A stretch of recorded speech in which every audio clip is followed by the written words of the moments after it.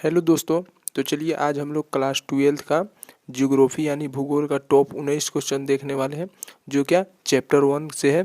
आपको ये चैप्टर 1 का ऑल ऑब्जेक्टिव मिलेगा इसमें, और चैप्टर 1 का नाम क्या है? मानव भूगोल, प्रकृति एवं विषय क्षेत्र। क्या है? मानव भूगोल, प्रकृति एवं विषय क्षेत्र आपका चैप्टर 1 है, यानी कि पार्ट 1 है। और आपको इसका ऑब्जेक्टिव आज हम लोग करेंगे। तो चलिए आप लोग फटाफट से आंसर कमेंट में दे दीजिएगा।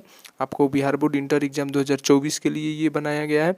और हाँ फ्रेंड्स, अगर आपको इसका पीडीएफ डाउनलोड करना है तो आप लोग उसके लिए टेलीग्राम चैनल को ज्वाइन कर लीजिएगा। वहाँ पे आपको इसका पीडीएफ मिल जाएगा। डिस्क्रिप्शन में लिंक दे दिया जाएगा टेलीग्राम ग्रुप का, वहाँ पर आप ज्वाइन होकर और डाउनलोड कर सकते हैं।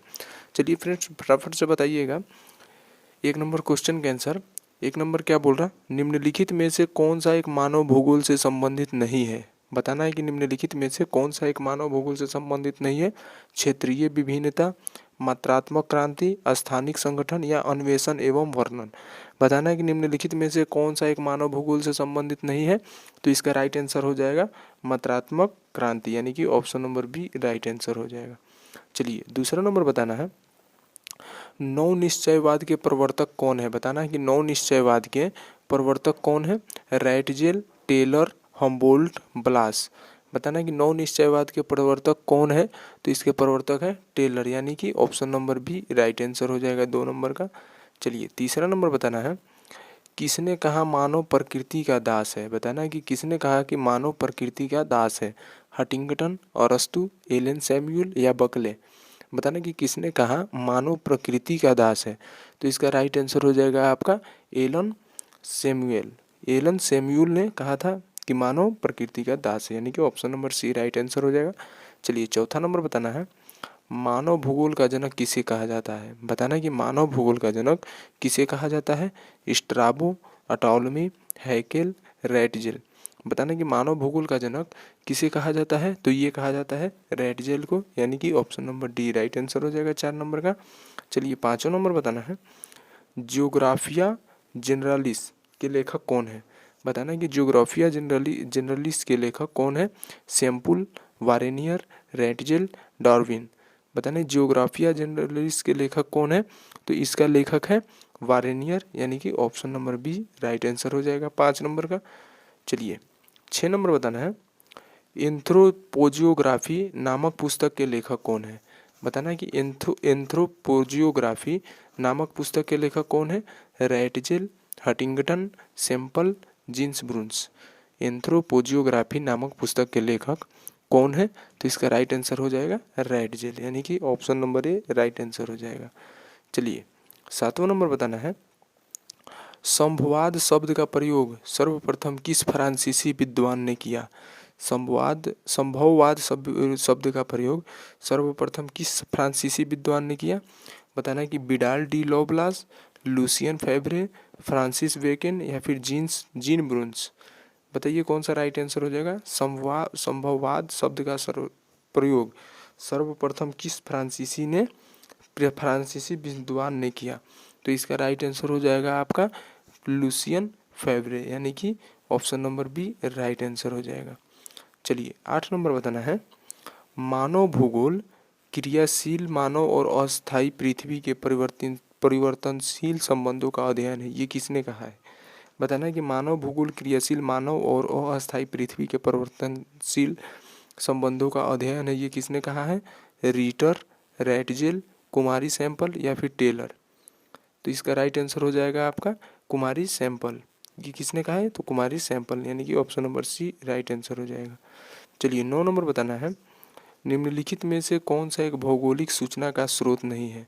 बताना है कि निम्नलिखित में से कौन सा एक भौगोलिक सूचना का स्रोत नहीं है? यात्रियों के विवरण, चंद्रमा से चट्टानी पदार्थों के नमूने, प्राचीन मानचित्र या फिर प्राचीन महाकाव्य। निम्नलिखित में से कौन सा एक भौगोलिक सूचना का स्रोत नहीं है? तो इसका राइट आंसर हो जाएगा चंद्रमा से चट्टानी पदार्थों के नमूने, यानी कि option number b right answer हो जाएगा। चलिए 10 नंबर बताना है, निम्नलिखित कथनों में से कौन सा एक भूगोल का वर्णन नहीं करता? निम्नलिखित कथनों में से कौन सा एक भूगोल का वर्णन नहीं करता? समकलनात्मक अनुशासन, मानव और पर्यावरण के बीच अंतर संबंधों का अध्ययन, द्वैधता पर आश्रित, प्रौद्योगिकी के विकास के फलस्वरूप आधुनिक समय में प्रासंगिक नहीं। बताइए 10 नंबर कौन सा राइट आंसर हो जाएगा। निम्नलिखित कथनों में से कौन सा भूगोल का वर्णन नहीं करता है। तो इसका राइट आंसर हो जाएगा द्वैधता एवं पर आश्रित। क्या? द्वैधता पर आश्रित, यानी कि option number c right answer हो जाएगा। चलिए 11 नंबर बताना है, आधुनिक मानव भूगोल के जनक कौन है। बताना कि आधुनिक मानव भूगोल के जनक कौन है। Friedrich Ratzel, Varenius, Charles Darwin, Ellen Semple. आधुनिक मानव भूगोल के जनक कौन है। तो इनका जनक है फ्रेडरिक रैटजेल, यानी कि option number A right answer हो जाएगा 11 नंबर का। चलिए 12 नंबर बताइएगा, नियतिवाद के विचारक कौन थे। बताना कि नियतिवाद के विचारक कौन थे। ई कांट, हम्बोल्ट, रीटर या फिर इनमें से सभी। नियतिवाद के विचारक कौन थे। तो इसका विचारक थे इनमें से सभी, यानी कि option number D right answer हो जाएगा 12 नंबर का। चलिए 13 नंबर बताइएगा, निम्नलिखित में से कौन सा एक लोगों और पर्यावरण के बीच अन्योन्य क्रिया का सर्वाधिक महत्वपूर्ण कारक है। निम्नलिखित में से कौन सा एक लोगों और पर्यावरण के बीच अन्योन्य क्रिया का सर्वाधिक महत्वपूर्ण कारक है। मानव बुद्धिमत्ता, प्रौद्योगिकी, लोगों के अनुभव, मानवीय भाईचारा।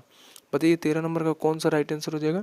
तो इसका राइट आंसर हो जाएगा मानव बुद्धिमत्ता, यानी कि option number A right answer हो जाएगा 13 नंबर का। चलिए 14 नंबर बताइएगा, भूगोल का जनक माना जाता है। किसे माना जाता है। यूनान को, एशिया को, अफ्रीका को, इनमें से किसी को नहीं। बताइए भूगोल का जनक किसे माना जाता है।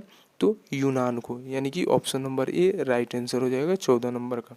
चलिए 15 नंबर बताइएगा, रुको और जाओ निश्चयवाद की संकल्पना किसने दी। रुको और जाओ निश्चयवाद की संकल्पना किसने दी। रैटजेल, हम्बोल्ट, ब्लास, टेलर।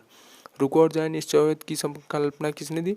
तो इसका राइट आंसर हो जाएगा 15 नंबर का आपका टेलर, यानी कि option number D right answer हो जाएगा। चलिए 16 नंबर बताइएगा, व्यवहारिक भूगोल, राजनीतिक भूगोल, आर्थिक भूगोल अथवा सामाजिक भूगोल कौन सा भूगोल के उपक्षेत्र है। बताइए व्यवहारिक भूगोल, राजनीतिक भूगोल, आर्थिक भूगोल अथवा सामाजिक भूगोल कौन से भूगोल का उपक्षेत्र है। सामान्य भूगोल, विशिष्ट भूगोल, मानव भूगोल, जीव भूगोल। बताइए 16 नंबर का कौन सा राइट आंसर हो जाएगा। तो इसका राइट आंसर हो जाएगा मानव भूगोल, यानी कि option number c right answer हो जाएगा। चलिए 17 नंबर बताइएगा, मैक्सिको में स्थानांतरित कृषि की प्रथा को डैश कहते हैं। बताइए क्या कहते हैं। मैक्सिको में स्थानांतरित कृषि प्रथा को क्या कहते हैं। रोका, मिल्या, लदांग, झूम। मैक्सिको में स्थानांतरित कृषि की प्रथा को कहते हैं, क्या कहते हैं। तो उसको कहते हैं मिल्या, यानी कि option number b right answer हो जाएगा 17 नंबर का। चलिए 18 नंबर बताइएगा, मानव भूगोल विचारकों के विकास की अभिव्यंजना है, न कि भौगोलिक ज्ञान के विस्तार और खोज की कोई तत्कालीन परिणाम है। यह परिभाषा किसने दी। बताना कि मानव भूगोल विचारकों के विकास की अभिव्यंजना है, न कि भौगोलिक ज्ञान के विस्तार और खोज का कोई तत्कालीन परिणाम है। यह परिभाषा किसने दी। जीन ब्रून्स ने, विडाल डी लॉउलास ने, ई हटिंगटन ने या फिर फ्रेडरिक रैटजेल ने। तो इसका राइट आंसर हो जाएगा 18 नंबर का विडाल डी उलास ने, यानी कि option number b right answer हो जाएगा। चलिए 19 नंबर बताइएगा, 1990 के दशक, क्या 1990 के दशक भूगोल के किस उपागम के लिए जाना जाता है। 1990 का दशक भूगोल के किस उपागम के लिए जाना जाता है। उत्तर आधुनिकतावाद, अन्वेषणवाद, संभववाद। बताइए 1990 का दशक भूगोल के किस उपागम के लिए जाना जाता है। तो इसका राइट आंसर हो जाएगा आधुनिकतावाद, यानी कि option number b right answer हो जाएगा 19 नंबर का। चलिए आपका यहीं पे क्वेश्चन समाप्त होता है 19 क्वेश्चन। अब आपको फिर अगले चैप्टर 2 में और बहुत सारे क्वेश्चन मिलेंगे। तो ओके फ्रेंड, अगर आपको इसका PDF चाहिए तो आप लोग टेलीग्राम चैनल ज्वाइन कर लीजिएगा, वहाँ पे आपको मिल जाएगा। फिर मिलते हैं अगले वीडियो में, तब तक के लिए बाय बाय।